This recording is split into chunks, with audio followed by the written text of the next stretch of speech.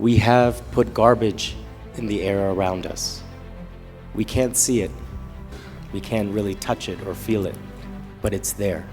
It's like the trash, the rubbish that we put in our rivers or our oceans, our forests, our cities and towns. We have to remove it.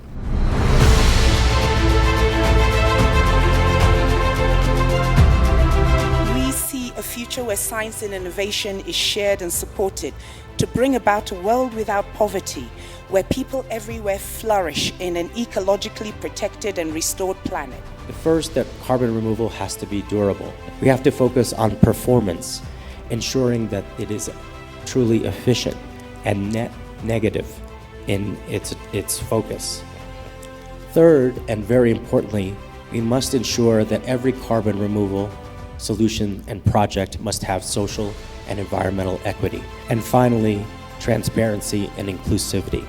We must ensure that these projects are done with deep and in broad-based community participation, and that all who are involved benefit.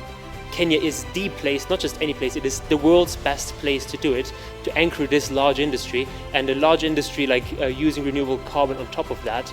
And we are just starting out in a process of doing that, and our goal is to hopefully get a lot closer to those 30 million jobs and give young Kenyan talented innovators the potential to do that. By ennobling women to participate in carbon economy, we can help to create new opportunities for income generation, improve their livelihoods, and contribute to global efforts to address climate change. As a ministry, our undertaking is that we will work hand in hand with the partnership towards ensuring that there are globally acceptable norms on this subject, and that there is more science to be able to validate some of the very amazing innovations in this space that can be able to help us mitigate climate change.